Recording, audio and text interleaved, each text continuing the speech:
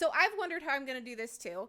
Um, I'm an extremely socially anxious person, and so being live doesn't normally sound like something that people like me would like to do, but I was just really excited to do it, and we're gonna give it a try. Hi, I'm Brittany from Brittany Murphy Design, and my goal here is to take you start to finish how I make fonts. And I'm going to be doing that through streaming and a series of videos, streaming on Tuesdays and Thursdays at 2 p.m. on Twitch. Anyway, I did it for the first time yesterday and I learned a lot. But when I went back and looked at the letters, they were very similar to some of my other fonts and I just wasn't really feeling it. So I decided to take what I've learned and I'm going to start fresh on Thursday with something new. Hopefully the insights from this video will still be helpful, so we condense them to this video for you to check out. Anyway, if you have any questions or comments at all, please let me know in the comment section below or drop a line on my Facebook page, which I've got a link in the description below. Anyway, hope you enjoy. Thanks.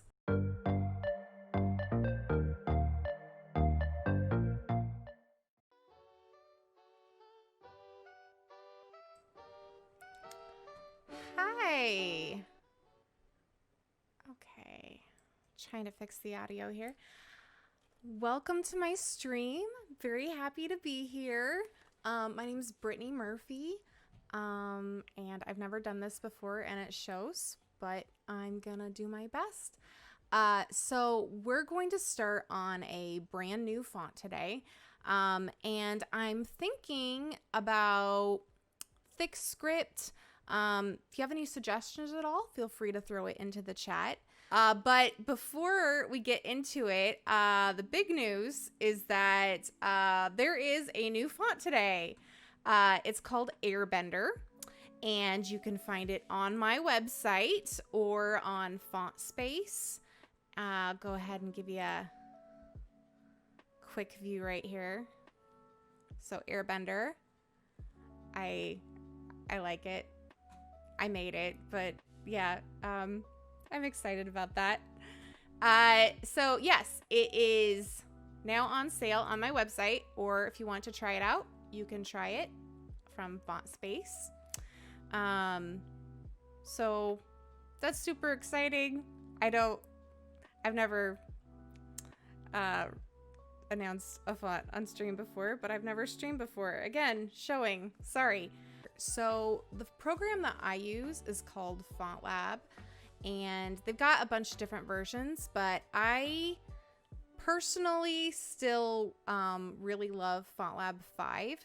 It is their older version. They have now FontLab 7.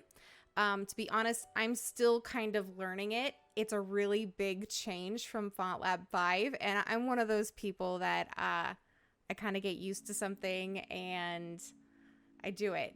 People are interested in this and we end up doing more. I might branch out and use FontLab 7. Maybe we can kind of learn together. But for right now, this is what I'm comfortable with for the most part. And so that's what we're going to start with. So FontLab 5, and we're just going to start a brand new font. So I am one of those people, I kind of have a system, like you got to get everything set up the way you like. So everyone's going to have their own way. I like to make it full screen, and then I take this here. I just kind of put it over like that. I just want to get all my windows that I'm going to use right away opened. So we're going to go ahead and just pull up an A. So this is what we're going to draw right in here. I just use my Wacom tablet. I use the Wacom Intuos Pro Medium. It's not the newest version, but I think it's pretty similar. I really like it. Works for me. So anyway, we've got this window open, and we're going to go over here. And this is the window that's going to show you, this is what you can type in and kind of preview everything. It's also the window that I do all my kerning in, where you work on the spacing between letters. So usually I have it set up about like this, but actually when I start, I'm gonna make the drawing screen just a little bit bigger. Okay. And the next thing I need to do is pull out my tablet. So I'm going to change windows here so you can see what I'm doing. Okay. There we go. So I've got my keyboard here right now, but we're going to move that out of the way. Okay. Turn it on. It is wireless, which is nice. So if you've never drawn with a tablet before, it does take some getting used to, because you're used to looking down at what you're drawing, right? But you kind of have to get used to looking at the screen while you're drawing. But it's just kind of a learning curve, and once you get used to it, it's almost second nature. So what I do personally is I just kind of try to get a feel for what I'm gonna do and just kind of sketch around in here a little bit. So first of all, I need to, it doesn't show up automatically, which is kind of annoying. But grab this paint toolbar right here. Oops. Drag it over here. Now, a lot of people like to draw on paper and scan it in. I do that sometimes. I do think it gives a really unique look, especially like on my Sky Dancer font.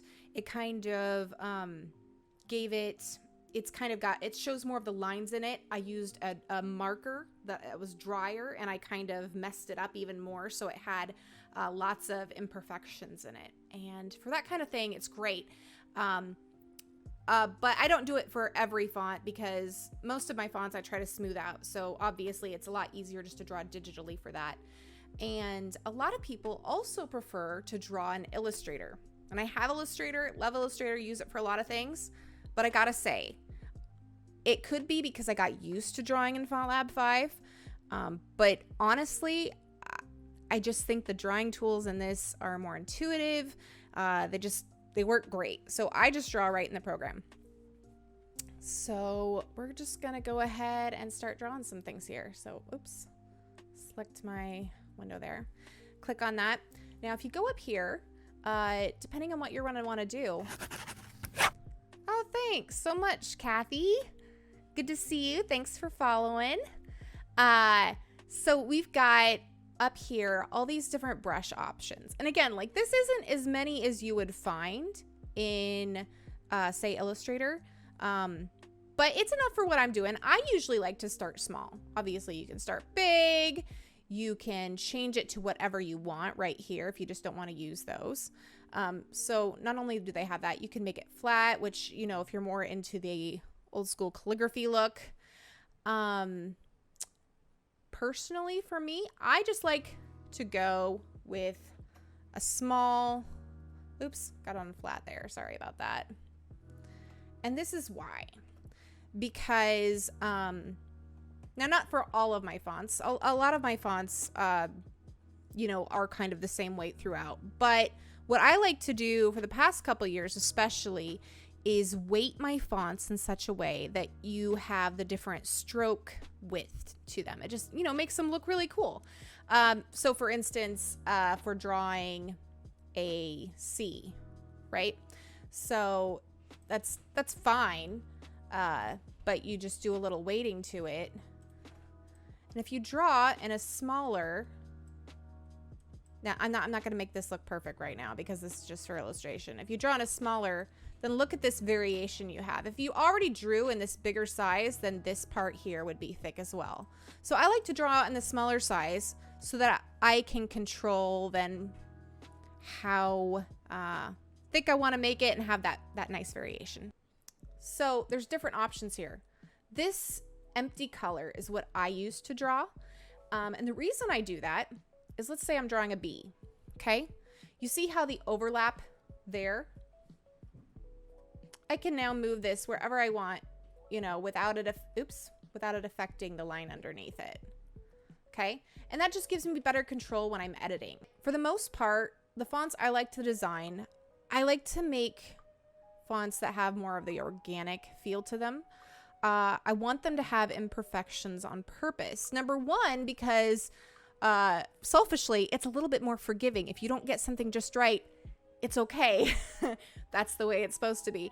And also because I just feel like fonts that feel more organic, that have these imperfections, just kind of give more life to your text. They don't feel so dead and cold, if that makes any sense. I know I'm kind of weird. I assign fonts feelings of my head. If I'm trying to write something happy, I find a font that looks happy, and so forth. Let's do the word, okay, boomerang. That came to my head. Let's try that word. Okay, so I don't know. I don't know that we want it that high. If you guys see something you like, tell me. I'm not sure that B is it, but we're just going to go with it for now. And remember, we're going to thicken this up quite a bit. Boomy, that's a good suggestion. And so, especially because we're going to thicken up, I want to make sure I leave lots of white space. So otherwise, I'm not going to have much to work with. I get some comments sometimes like, you're a font designer, your handwriting must be great. I like to think similar to when you write a novel, your first draft is not going to be good. I mean, unless you're a prodigy or something. It's kind of like that with my fonts too. I draw, and I think that my talent lies more in editing the letters than just outright drawing them. That's why I don't do a lot of just straight up calligraphy on paper. I start by basically stripping it of everything. So I've got kind of the basic shape that I want, right? Now I'm going to get rid of all of those extra points because I like to smooth things up quite a bit. Okay, so I'm just going to zoom in here. If you click the Z button, it just zooms, which I love. Super handy. We're just going to start doing stuff. Oops, too much. This little knife here, I can add more points. If you go through both of it, like a whole thing, it'll cut it. But I just want to add points. That's what I'm doing there. Now I'm just getting rid of points. And it's going to look really funky. It always does. Just, it'll get better. It's part of the process. So if you delete too many things sometimes, it wants to get rid of all the curve. Don't want to get rid of all the curve.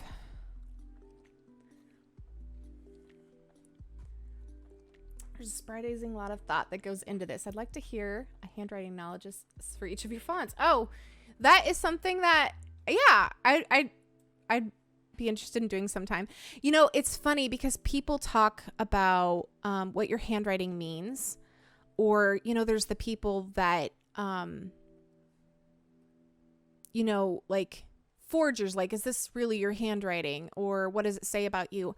I don't even know what that would do with me because my whole life, I've just really liked drawing letters in different styles. So I guess I sort of have a basic handwriting, but I don't know. It just changes so much. I look back through like notes from school and stuff sometimes, and it's not all in the same handwriting. I switched from handwriting throughout like one lecture. So it's kind of weird. Anyway, so you see, I kind of got rid of all the extraneous points in here. I'm down to this. The next thing that I want to do is I want to make sure everything is smooth that I want smooth. Okay. Now I don't want this smooth, but I also want it to overlap because it's going to be easy to edit later. So I am taking this, adding an extra point there. I'm going to go ahead and just pull that down there because that way I can edit the width of these two parts separately. Now I'm just going to grab this whole character minus these two because I do not want these curved.